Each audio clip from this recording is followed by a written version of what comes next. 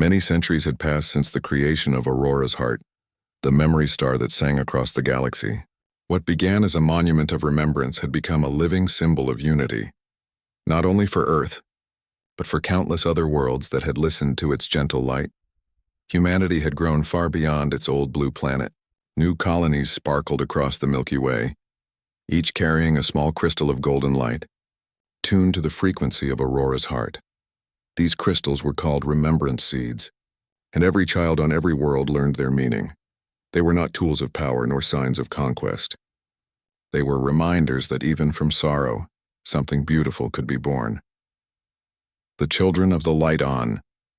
The human colony, Lyra's Reach. A young girl named Amira Solon stood on a grassy hill overlooking the twin moons. The night sky glowed softly with the light of the memory star, far away but still visible as a golden spark. Her grandmother often told her stories about it, how Earth had once turned loss into light, and how that light had taught the universe about peace. "That star is part of you, Amira," her grandmother would say. "It remembers every heartbeat that ever loved, every dream that ever reached for the sky." Amira believed her. Every night she would watch the star until she fell asleep, feeling as though it watched her back with kindness. At school, she and her classmates studied the history of Aurora's heart. Their teacher, Professor Halden, explained it in simple words. "The memory star is alive in a special way," he said. "It carries songs of life, patterns of emotion, and messages that remind us what we are. Every world that joins the Harmony Network, the system that connects all light-based archives, becomes part of its voice." One boy raised his hand. "So the star can hear us?" Professor Halden smiled. "Yes, every time you think kindly, every time you help another, that energy travels through the light. It may be small, but it reaches the universe. That is how the memory star grows brighter." Amira liked that idea. She promised herself that one day she would visit the star and see it up close. The journey of peace on Earth. The United Stellar Assembly still met every year in the great crystal dome above the Pacific Ocean. The dome shimmered with golden patterns that reflected the light from Aurora's heart. Leaders from human and alien worlds gathered there, not to argue or divide, but to share progress, stories, and ideas. In the early days of exploration, misunderstandings had caused fear, but since the light of Aurora's heart had spread, things were different. People had learned to listen first, to understand before they reacted. That was the true legacy of the memory star. At the 412th Assembly, the new Earth representative, Chancellor Aidan Reyes, spoke before the crowd. "Long ago," he began, "our ancestors built a star to remember the people we lost. But in doing so, they also created a voice for peace. Today, every ship that travels beyond known space carries the same message. Remember, you are the light you seek." His speech was broadcast across hundreds of systems. People stopped to listen, in floating cities, underwater colonies, and even in orbiting habitats above gas giants. And as his words echoed through the stars, something subtle happened. The frequency of Aurora's heart grew slightly brighter, as if it had heard and agreed. The Starkeepers, the memory star, had become a sacred site called the Sanctuary of Light, maintained by an order of caretakers known as Starkeepers. They were not priests or scientists. They were simply guardians of memory. Every species in the Accord could send one keeper. Together, they cared for the luminous crystals that surrounded the star and ensured the harmony signal stayed pure. Among them was a human named Noah Elian, a quiet man who loved the stars more than anything. He had grown up reading about Operation Dawnlight and had always dreamed of touching the light that spoke to the universe. When he arrived at the sanctuary, he found that it was not made of stone or metal. It was made of light and sound, constantly moving like water. Every wall shimmered with soft gold, and faint songs echoed through the corridors. Each note was part of the living record. Memories from New Aurora. Messages of peace, laughter from children, whispers of dreams. One evening, while Noah was adjusting a harmonic stabilizer near the heart of the structure, the light began to swirl gently around him. It formed patterns, circles and flowing lines that pulsed softly. A voice soft as wind filled the air. "Do not forget the beginning," it said. Noah froze. "Who's there?" "We are the memory," the voice continued. "We are the song that remembers." He felt no fear, only calm. He realized that the light was speaking directly to him, or perhaps to anyone who listened with an open heart. "What do you want from us?" he asked quietly. "Nothing," said the light. "We only wish to remind you that remembrance is not sorrow. It is love that never fades." Then the light faded back to normal, leaving Noah standing in silence, tears glimmering in his eyes. He wrote the message down in the archives, where it became one of the most cherished records in the sanctuary's history. The return to Earth years later, the sanctuary sent an invitation to all the major worlds, an anniversary gathering to celebrate 1,000 years of the memory star. Amira Solon, now a grown woman and a space historian, was chosen to represent Lyra's reach. When she stepped onto the transport ship bound for the sanctuary, her heart raced with excitement. She carried with her a small remembrance seed, the same crystal she had received as a child. It had glowed faintly all her life, and now she would bring it back to the place where it all began. The journey took months, through quiet regions of space where only the hum of the engines filled the air. Every night, Amira sat by the observation window and watched the memory star grow brighter as they approached. When she finally arrived, the sight took her breath away. Aurora's heart was no longer a single light. It was surrounded by hundreds of smaller stars, each created by civilizations that had joined the Harmony Network. Together they formed a pattern that looked like a blooming flower of gold. The universe had turned remembrance into beauty. The celebration of light. The anniversary event was unlike any other in history. Representatives from every known species gathered in orbit around Aurora's heart. Ships floated silently, their hulls glowing softly in golden light. Amira stood on the observation deck of the main hall as Chancellor Aiden Reyes delivered the keynote address. His voice carried through the transmission beams across thousands of systems. 1,000 years ago, our people faced loss so deep that it could have ended our spirit. But instead we turned grief into light, and that light became our guide.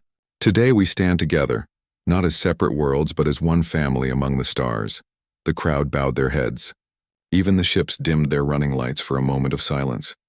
Then, one by one, the remembrance seeds carried by every attendee began to glow. The light from each crystal joined together, sending a wave of brilliance into space.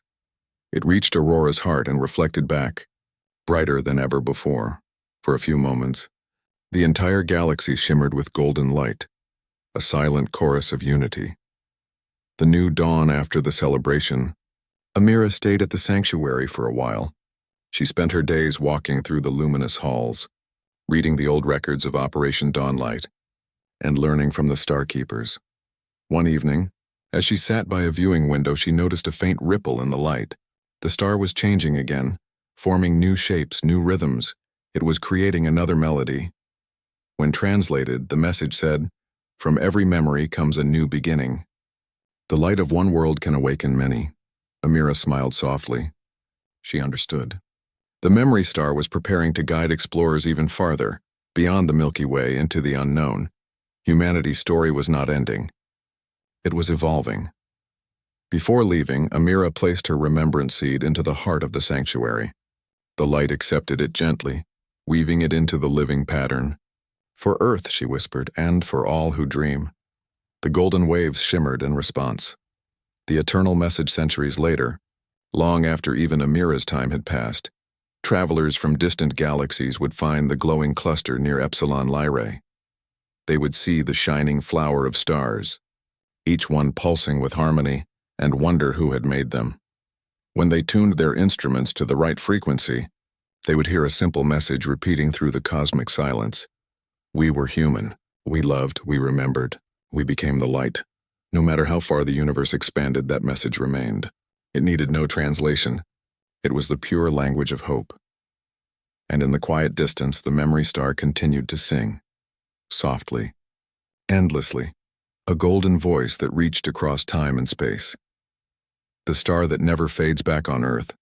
The night sky was filled with more stars than ever. Children still pointed upward and asked, "Which one is ours?" And parents still smiled and said, "The golden one, the star that remembers."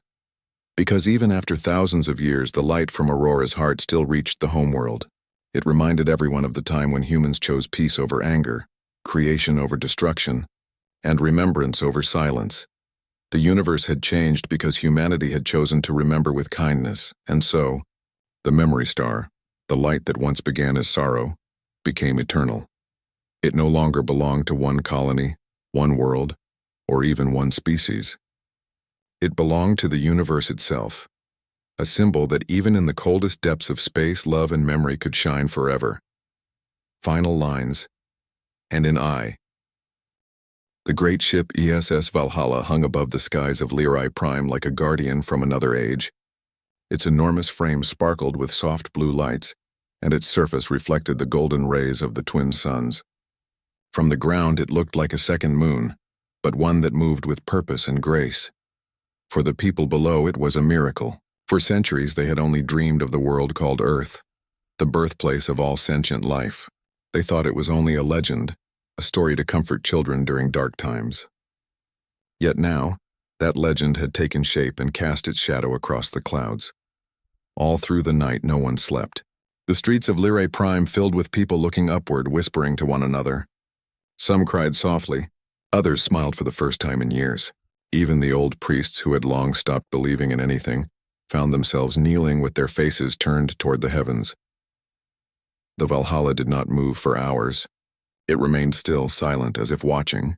Then, near dawn, a light descended from its underside, a narrow shining beam that reached all the way to the palace courtyard.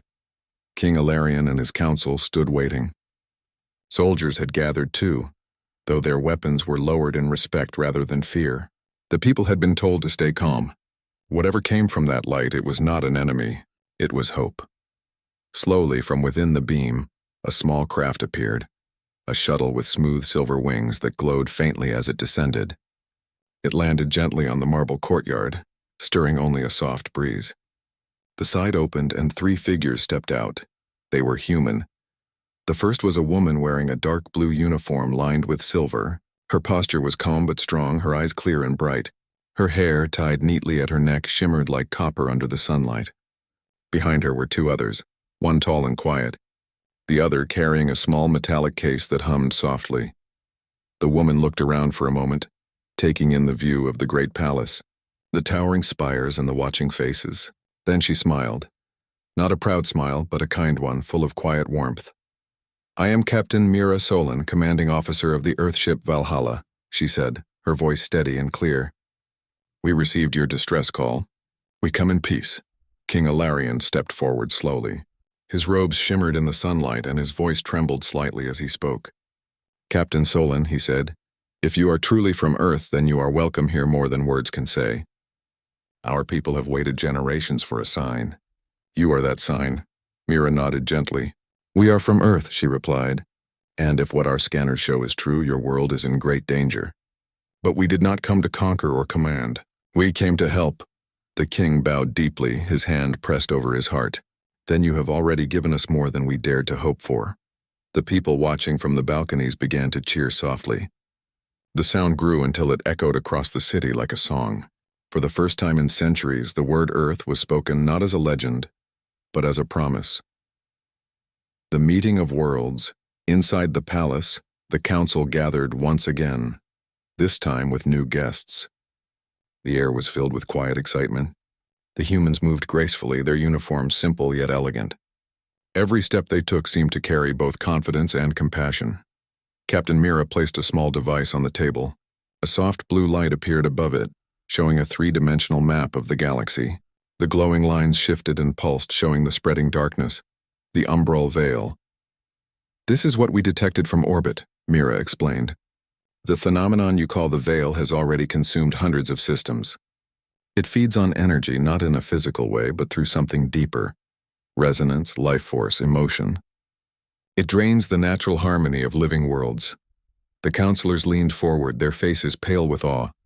"How can you fight something like that?" asked Lady Moran quietly.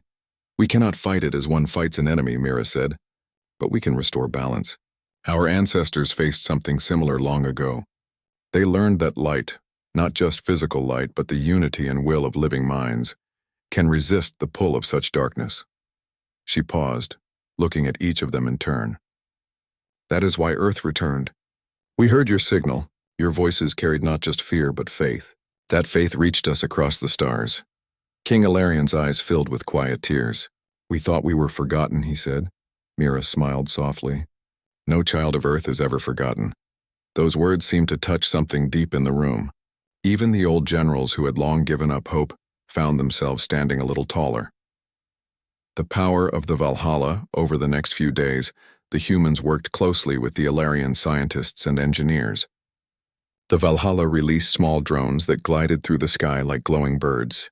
They repaired damaged towers, restored communication grids, and filled the air with gentle hums of energy that strengthened the world's atmosphere.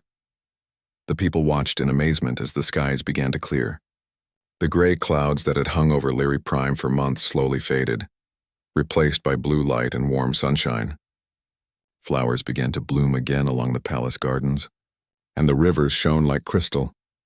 Children ran through the streets pointing at the drones, calling them angels of light. Merchants reopened their shops, and artists painted murals of the great ship in the sky. Everywhere, hope returned. One evening as the sun set, Captain Mira stood on the balcony beside King Ilarian. The city below glowed softly in the twilight. The stars had begun to shine again. "When I was a child," the king said quietly, "my mother used to tell me stories about Earth. She said it was a blue world filled with oceans and forests where people once lived together in peace.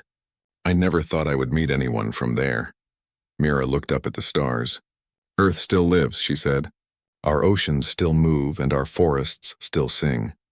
But we remember the time when our own skies grew dark. That is why we came, because no world should face the dark alone."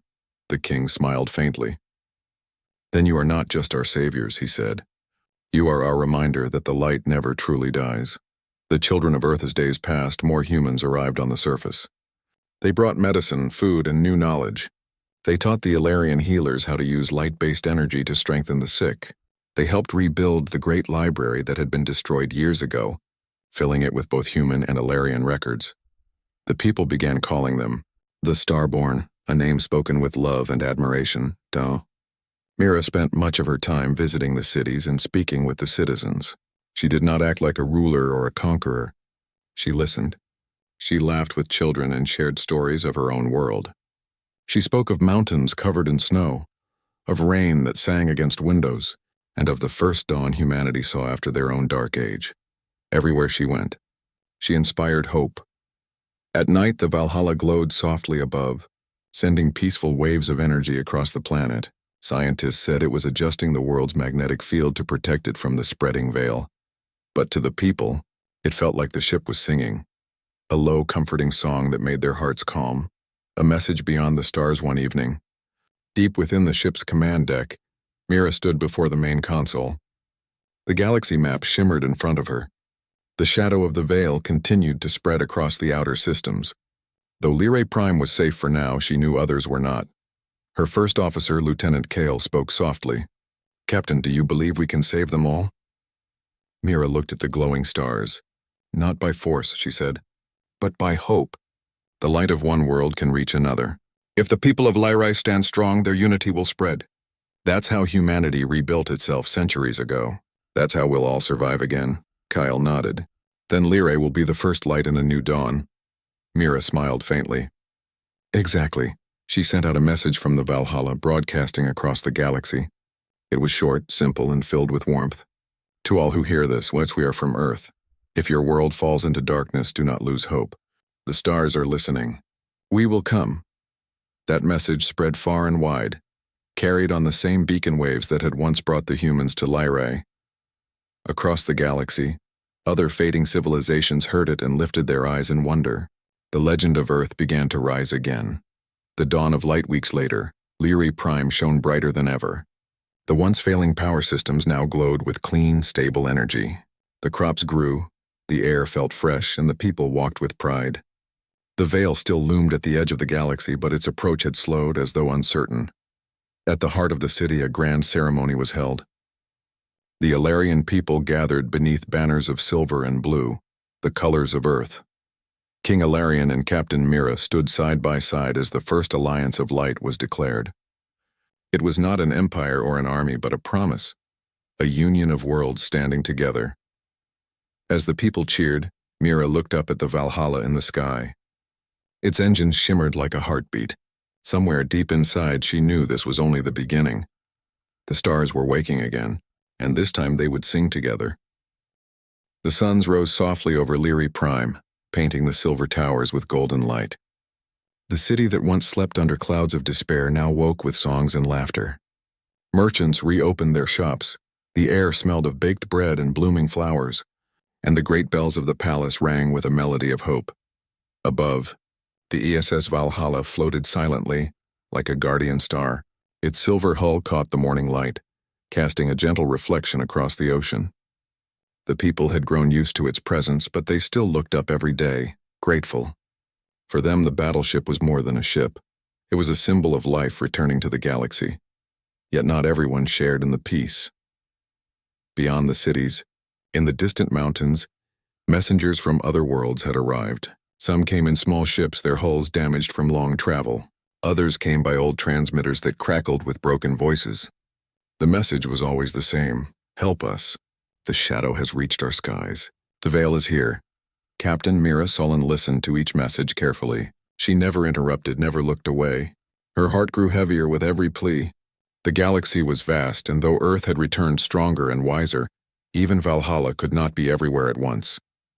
On the command bridge, Mira stood with her crew.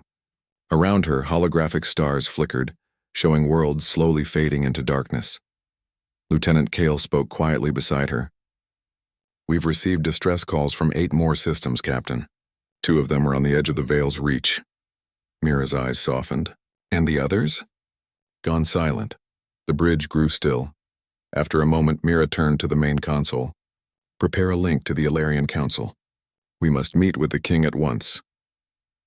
The Council of Hope, the palace's grand hall, shimmered with sunlight as King Ilarian welcomed Mira and her officers once more. The Ilarian nobles bowed respectfully as the humans entered. The air carried both hope and worry. The people had seen miracles, but they also knew the shadow had not been defeated. "My dear friend," the king began, rising from his throne, "we owe your people more than we can ever repay. Lyrae lives because of you, but now our neighbors are falling. The message from the world of Sireth reached us this morning. Their oceans have turned gray." Captain Mira bowed slightly. "I heard their call as well. We will help them if we can. But, Your Majesty, the veil spreads faster than light in some regions.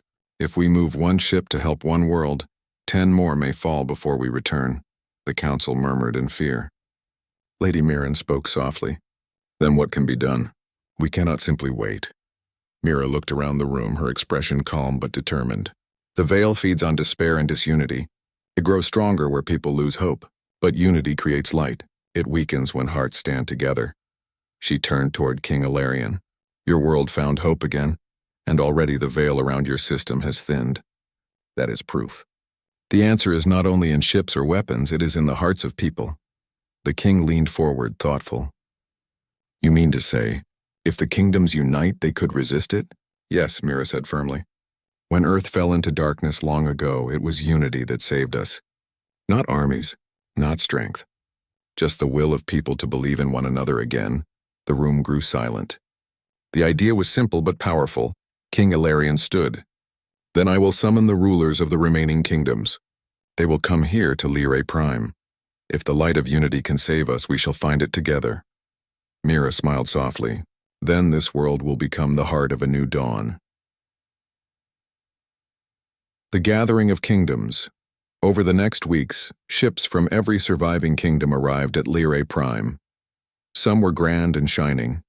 Others were old and scarred by time. Their banners fluttered in the high winds, and the skies above the capital filled with colors. From the world of Tessera, the Water Queen arrived with her shimmering blue robes. From Varen came the Stone Lords wearing silver armor shaped like the mountains they ruled. Even the skyborn people of Erethus, who had long kept to their floating cities, descended to the surface for the first time in centuries. They came not as rivals, but as survivors. In the great palace hall, the rulers of a dozen worlds gathered. The air shimmered with energy, a rare moment in history when ancient enemies stood side by side. King Ilarian rose and spoke first. "My friends, for too long we have lived apart. We built walls between our worlds while the darkness spread. Now it knocks at every gate. But the children of Earth have returned, and they have shown us that light can be born again. Mira stepped forward beside him.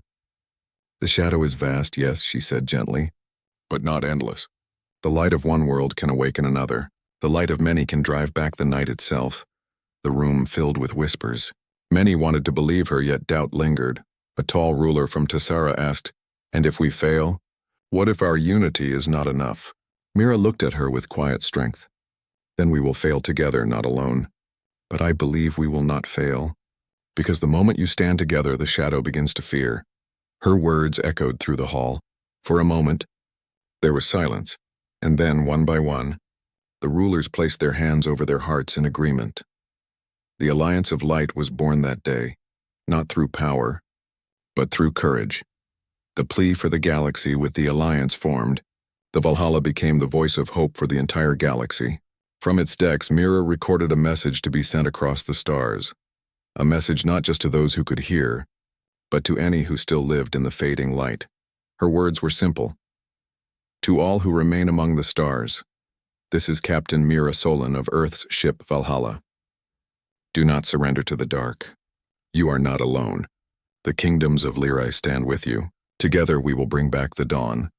The message was sent in every known frequency, carried by light waves and subspace echoes. It traveled across nebulae, through dust storms, and beyond the edge of the known galaxy. On distant worlds, people looked up as the message arrived. Farmers stopped their work to listen. Scholars wept in silence. Children pointed at the night sky, whispering, "Earth has come." A promise in the stars' life on Lyrae Prime began to change in deeper ways. Humans and Alarian people worked side by side. In schools, children learned both human and Alarian history. Artists painted murals showing the Valhalla shining over united worlds. Captain Mira visited villages and schools, encouraging the young to learn, dream, and believe. The greatest weapon against darkness, as she told them, is a heart that refuses to give up. One small girl with silver eyes asked, "Will Earth ever visit us all, Captain?" Mira smiled warmly. "Earth is already here," she said, touching the girl's heart. "Every time you choose kindness instead of fear, you carry a piece of Earth within you." Those words spread quickly among the people. Soon they became a saying repeated across every city. Earth is not a place, and it is the light we share. The rising light months passed.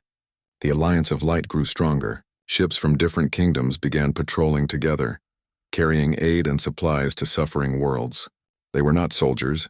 They were helpers, healers, and builders. The Valhalla coordinated their missions using its vast communication network to keep the Alliance connected. Every week, new voices joined the cause, from faraway colonies and forgotten moons. But the veil still moved. It was patient and quiet, spreading where hope was weakest. Mira knew that someday the shadow would reach Lyrae again, yet she no longer feared it. She had seen something stronger, the power of unity. One evening, she stood on the Valhalla's viewing deck, looking at the stars. King Alarion stood beside her. "It is strange," the king said softly, "to think that so much darkness could be turned aside by something as simple as faith." Mira smiled faintly. "It is never simple to believe when the world tells you not to. That is the truest kind of courage." The king nodded, his eyes reflecting the stars. "If only our ancestors could see this, they would not recognize the galaxy." Mira laughed gently. "Perhaps they would. They dreamed of this long ago, and now you are making that dream real again." The plea returned one night. A signal came through, faint, broken, but filled with emotion. It was from a small world called Tiran, deep near the edge of the veil. Their message was clear. "We heard your call. We are still here, please. Do not forget us." Mira listened in silence. The sound of the trembling voice reminded her of the Alarian call months ago, the one that had brought Earth back to the stars. She closed her eyes, feeling a quiet ache in her chest. Then she turned to her crew. "Prepare a rescue mission," she said. "We will not let another world fall alone." Kyle saluted. "Yes, Captain." Before leaving orbit, Mira sent one last message to King Alarion. "You and your people have become the heart of the new light. Keep it strong while we are gone. The galaxy will look to you." The king bowed deeply. "We will, Captain. And when the stars speak again, they will speak your name." The Valhalla's engines ignited softly, glowing with a peaceful blue light. It rose higher, breaking through the atmosphere, leaving trails of light across the morning sky. People across Lyrae watched in silence, hands raised in farewell. As the ship vanished into the horizon, children whispered a new promise. If ever the stars grow dark again, Earth will return, and somewhere far beyond the reach of sight, the Valhalla sailed once more into the endless sea of stars, carrying with it the hopes of countless worlds. The great ship ESS Valhalla moved through the silent sea of stars, gliding gently like a silver whale in calm water. Its lights glowed softly against the darkness. Inside, Captain Mira Solon stood at the large window on the bridge. The galaxy stretched before her, bright and endless. It had been 3 years since the first beacon of Earth shone over Lyrae Prime. In those years, everything had changed. The Alliance of Light had grown strong. Worlds once divided by pride and fear now worked as one. They shared their knowledge, their food, and their strength. Where there had once been silence, there was now the gentle sound of life returning.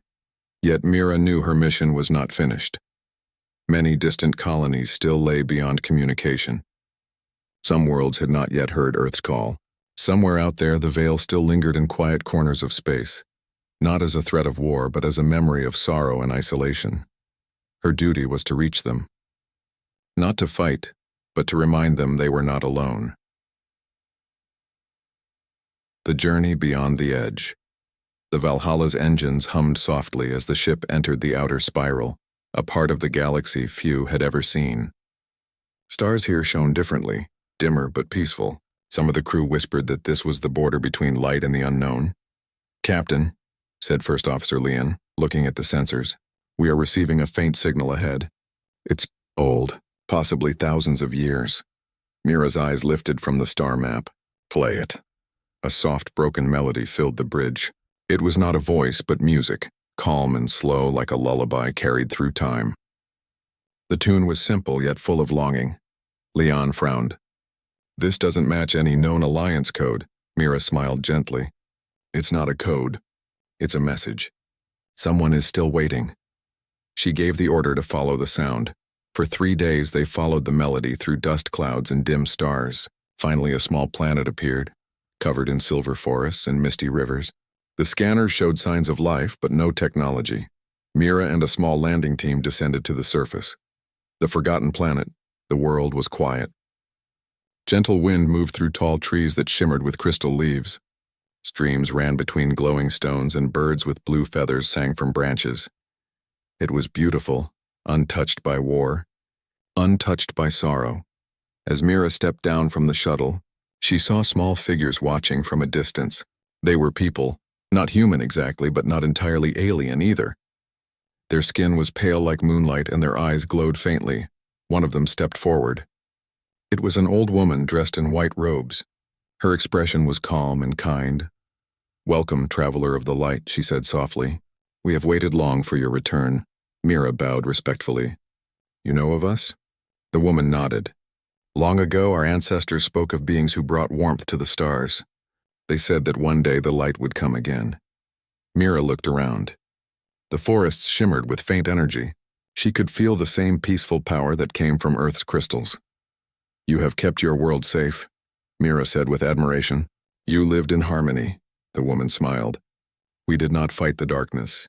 We sang to it until it fell asleep." Her words touched Mira's heart. This world had found peace not through power, but through patience. The Song of Light, the people of the planet called Illyrians, invited Mira and her team to their city. It was not built of metal or stone, but of living crystal that grew naturally from the ground. The city glowed softly under the starlight, every building reflecting gentle colors of blue, green, and gold. That evening they gathered in a great hall. The Illyrians began to sing the same melody the Valhalla had followed through space. The sound filled the air like a living breeze, soft and warm. Mira closed her eyes and listened. It was a song of gratitude, a hymn of light and memory. The lyrics spoke of a time when humans had once walked among them, teaching them about kindness and courage. Then those humans had gone, leaving the promise that they would return when needed most. Tears filled Mira's eyes. "They remembered," she whispered. After the song ended, the old woman turned to her. "Captain of Earth, we never forgot the promise. The stars told us you would come when the galaxy was ready to heal, Mira replied softly. The galaxy is learning again. We came not to lead, but to join. The Illyrian smiled. Then your promise is fulfilled. The message to all worlds. The next day, Mira stood with her crew on the planet's hilltop. A great crystal spire rose into the sky, glowing with inner light. The Illyrians called it the Heart of Harmony. Mira touched the spire and her communicator linked it to the Valhalla. Transmit this signal to all worlds, she said. A gentle wave of light spread outward, carrying the melody of the Illyrian song through subspace. Across the galaxy, people lifted their heads as they heard it. The sound was not words, it was feeling. Farmers paused in their fields, scientists looked up from their work, children stopped to listen. On every world of the Alliance, people felt a warmth inside them, a sense of peace and unity. On Lyri Prime, King Ilarion stood by the heart of Lyri Monument when the song reached him. The blue flame within the monument pulsed brighter, and for a moment he heard Mira's voice in the melody. He smiled softly. She's still watching over us. Everywhere, the people of the galaxy began to hum along. The melody grew, joining millions of voices. The stars themselves seemed to shine in rhythm, and for the first time in history, the galaxy sang as one, the captain's reflection.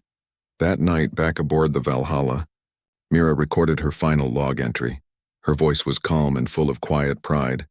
This is Captain Mira Solon of the ESS Valhalla.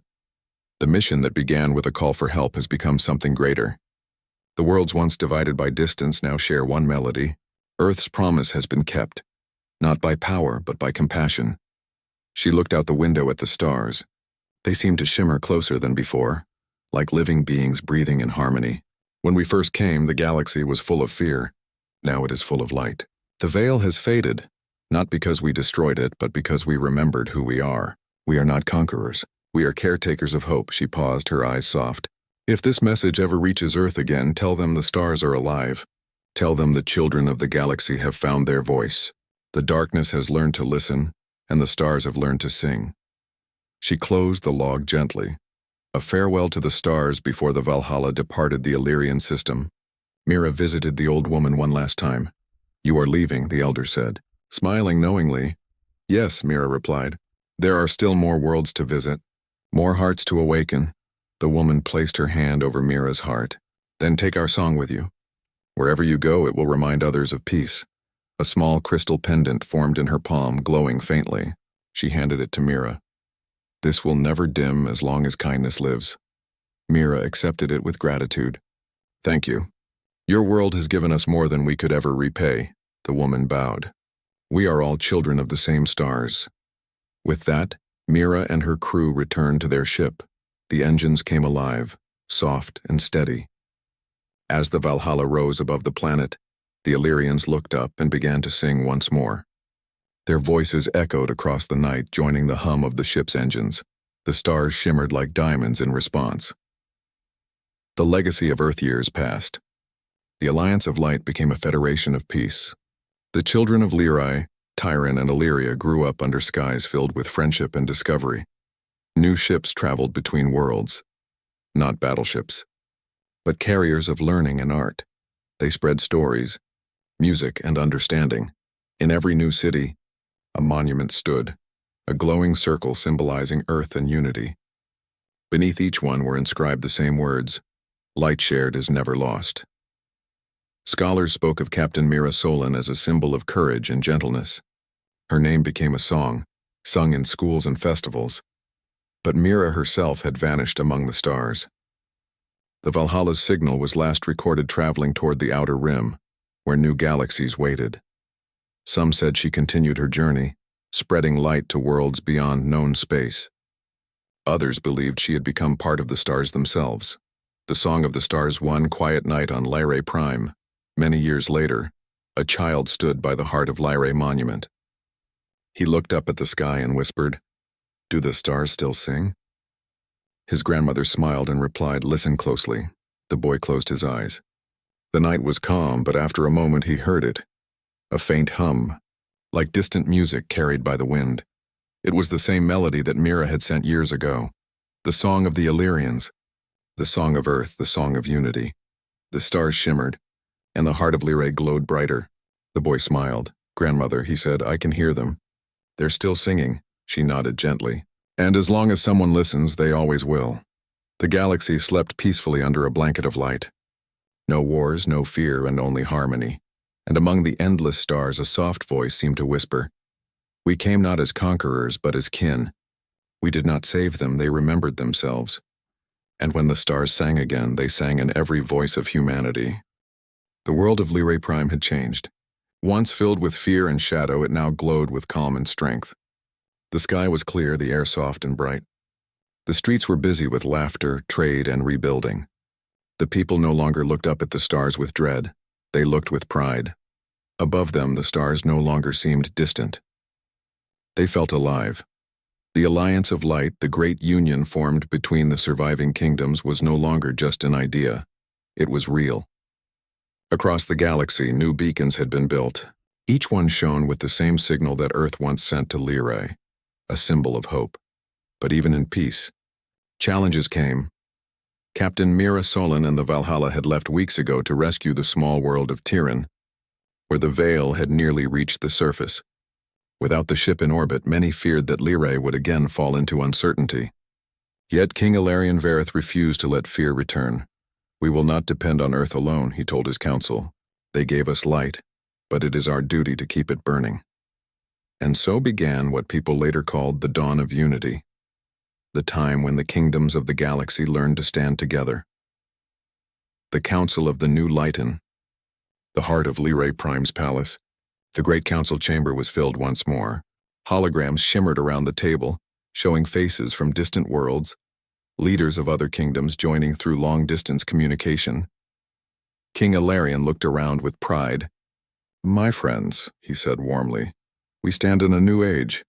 For the first time in 1,000 years, our worlds speak as one voice." From the world of Tessara, Queen Sarai smiled. "Our oceans are clear again. Your engineers helped us purify them. We have planted coral gardens that glow at night." From the floating cities of Arethus, Chancellor Kin added, "Our wind towers sing again. We have sent airships filled with supplies to nearby moons. People are helping one another instead of hiding." Ilarion nodded.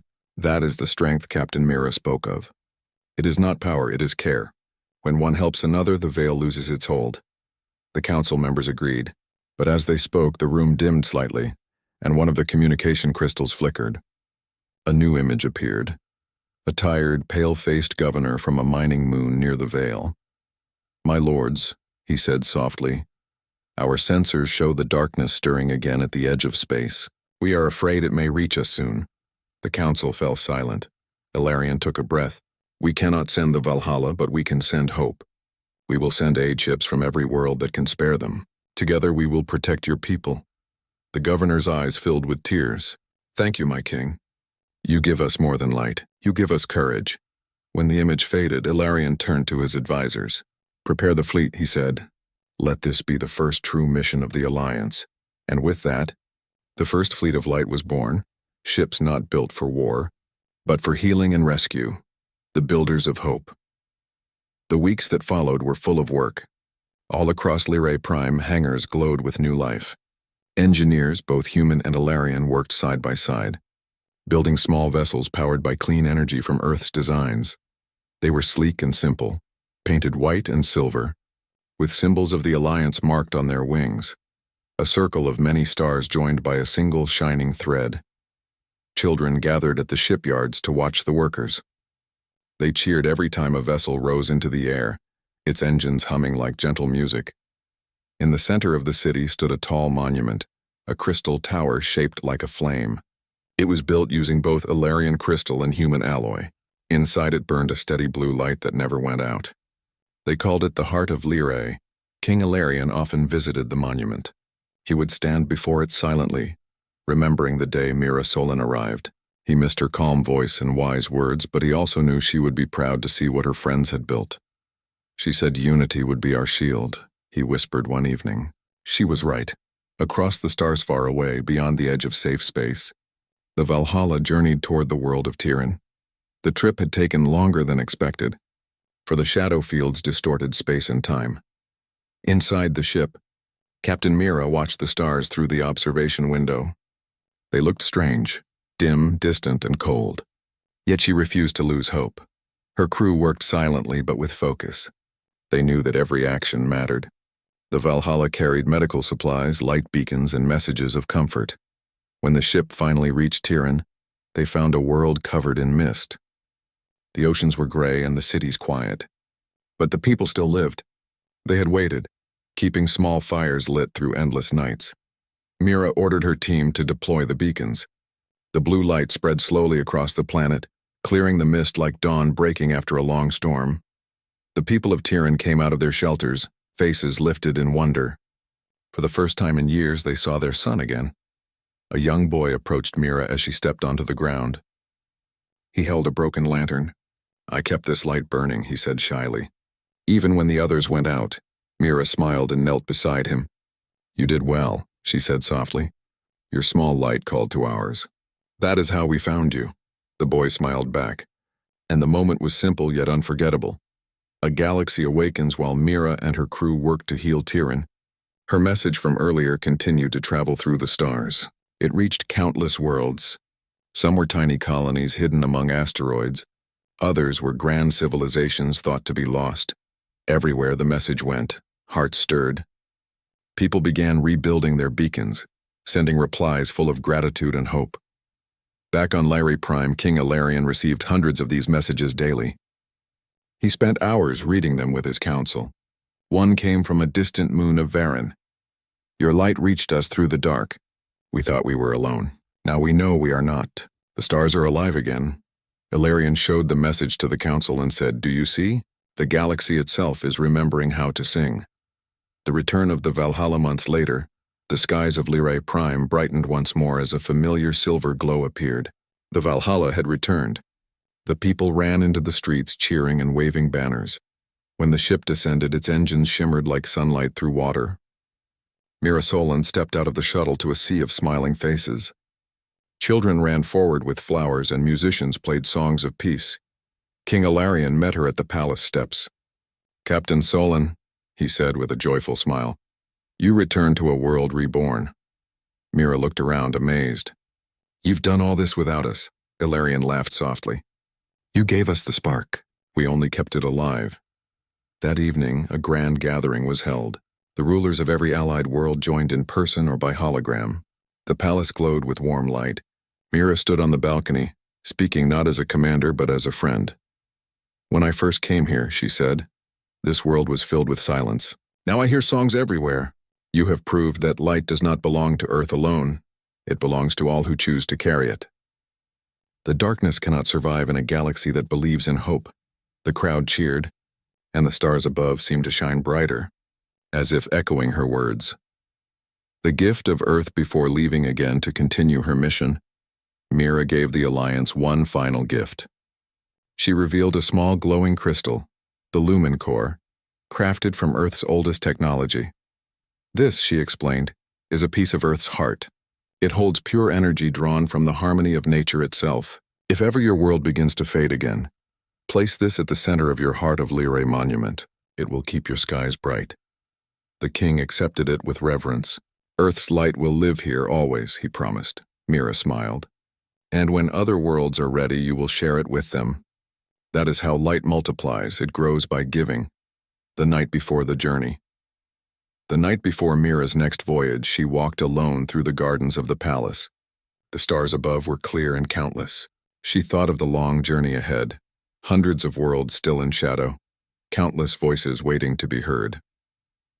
Lady Moran joined her quietly. "You look troubled, Captain." Mira shook her head gently. "Not troubled, just thoughtful. When I was a young officer, I believed our mission was to fight darkness. But now I see it differently. Our true mission is to remind others that they already have the light inside them." Miran smiled softly. "Then you have already succeeded." They stood together in silence for a long time, watching the stars. The wind carried the scent of flowers, and the heart of Lyrae glowed softly in the distance. The new promise. The next morning, the Valhalla prepared to depart once more. Thousands gathered at the city's edge to see it off. The Alliance ships lined the sky in neat formation, shining like pearls in the sunlight. King Ilarion raised his hand in farewell. "Go with peace, Captain. The galaxy will follow your light. Mira bowed respectfully. And yours, my king. Remember, unity is the flame that never dies. The ship lifted into the sky, slow and majestic. Its engines whispered like wind through trees. As it rose higher, beams of light stretched outward, touching every allied ship nearby. Those ships echoed the signal, passing it on, until a chain of light stretched across the heavens, world to world, heart to heart.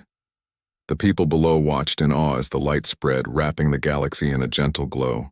It was not fire or war. It was unity made visible. And in that moment everyone knew. The dawn of unity had truly begun.